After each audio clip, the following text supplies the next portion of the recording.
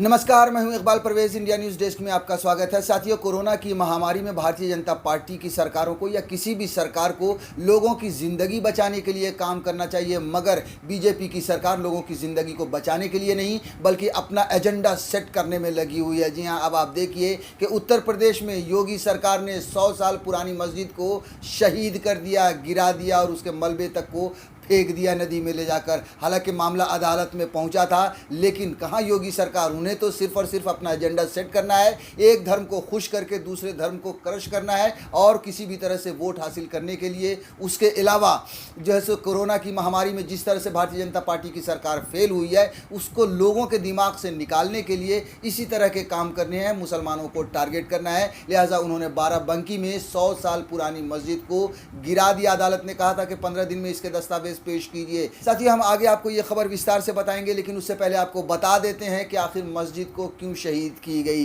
जी हां, अगले साल उत्तर प्रदेश में चुनाव होना है और एकदम साफ साफ झलक रहा है, लोगों के बीच में जितना गुस्सा है उससे साफ साफ देखा जा सकता है कि न सिर्फ भारतीय जनता पार्टी हारेगी बल्कि उनकी जमानत जब्त होने वाली है। वहां पर ऐसे बहुत सारे सैकड़ों उनके जो प्रत्याशी होंगे उनकी जमानत जब्त होने के आसार हैं, क्योंकि भारतीय जनता पार्टी ने कोरोना की महामारी में लोगों को मौत के मुंह में ढकेल दिया।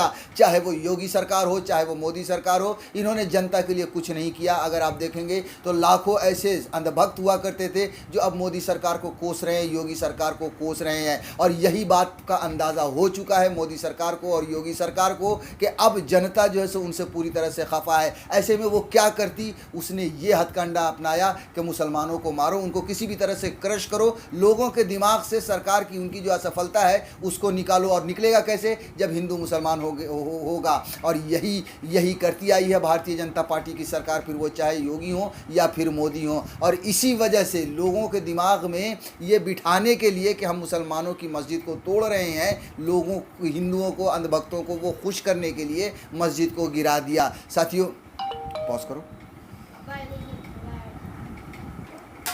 साथियों, अब आप देखिए कि जब मस्जिद को गिराए जाने की खबर पूरे प्रदेश में फैलेगी, पूरे देश में फैलेगी, तो क्या होगा? जो नफरतबाज हैं वो छाती ठोक कर कहेंगे, देखो वाह, क्या मोदी और योगी जो है सो मुसलमानों को मार रहे हैं। और यही कर कर के, इसी तरह से नफरत बांट कर मोदी और की सरकार हो या योगी की सरकार हो, इस देश की सत्ता में बनी हुई है और लगातार चुनाव इसी वजह से जीत रही है। मगर चूंकि कोरोना में इनकी थूथू हुई है तो लोगों के दिमाग से उस असफलता को निकालना है। दूसरी एक और बात बता दूं कि इन दिनों उत्तर प्रदेश से बहुत सारी तस्वीरें आ रही है जहां पर मुसलमानों को पीटा जा रहा है। ग्रुप बना कर जितने हिंदू समर्थक हैं वो मार रहे हैं, बहाना बना रहे हैं, वही फिर गोरक्षा के नाम पर लोगों को, मुसलमानों को पीटा जा रहा है। ये क्यों किया जा रहा है? ये भी इसीलिए किया जा रहा है, योगी सरकार जो है सो पूरी तरह से, और उनके जो समर्थक हैं, जो उनके चट्टे बट्टे लोग हैं, वो पूरी तरह से मैदान में उतर चुके हैं। उत्तर प्रदेश से कई ऐसी तस्वीरें आ रही हैं, वहाँ की जो पुलिस है उसने भी ऐसा ही काम शुरू कर दिया है, लोगों को मारना पीटना। अब आप देखिए कि एक लड़के को,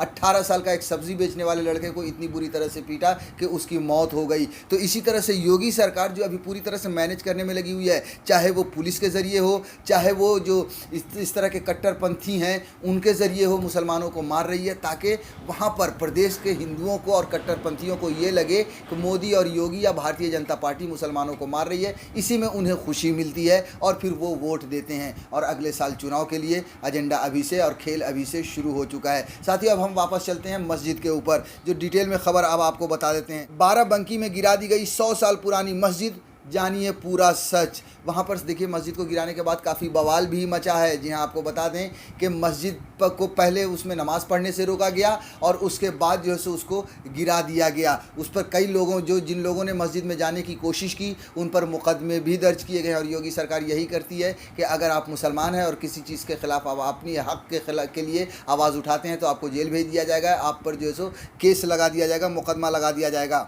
उत्तर प्रदेश के बाराबंकी में ज़िला प्रशासन ने तहसील राम सनेही घाट परिसर में बने विवादित स्थल को जेसीबी से तोड़वाकर मलबा हटाने पर सुन्नी सेंट्रल वक्फ बोर्ड और समाजवादी पार्टी ने प्रशासन की कार्रवाई को गलत बताते हुए सवाल खड़े किए हैं। जी हाँ, ये समाजवादी पार्टी और अखिलेश यादव को भी जब ये बात खबर मिली और भी इस तरह के लोगों को जब ये खबर मिली तो उन्होंने इस पर सवालिया निशान लगाया, और लगाना लाजमी भी है कि भैया ये 2-4 साल पहले बनी नहीं मस्जिद नहीं बनी थी, ये 100 साल पुरानी मस्जिद थी। मगर योगी सरकार कोई ना कोई बहाना बनाकर इसी तरह से निशाना बना रही है, क्योंकि उसे नफ़रत फैलाना है, नफ़रत बांट कर अपनी सत्ता पर काबिज़ रहना है।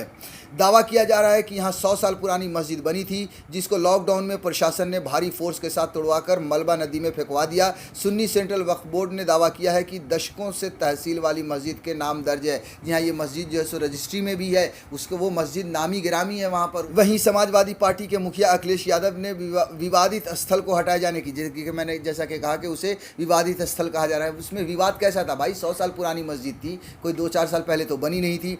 विवादित स्थल को हटाए जाने की घटना को निंदनीय बताया है और हाईकोर्ट के सिटिंग जज से जांच कराकर पुनः निर्माण करने की मांग की है। जी हाँ, देखिए जो अखिलेश यादव हैं वो उन्होंने उनकी मांग पर उड़े हुए हैं और उन्होंने मांग की है कि उस मस्जिद को दोबारा बनवाई जाए और बनानी जानी चाहिए भी। आप क्यों किसी मस्जिद को ऐसे ही उठाएंगे और तोड़ देंगे?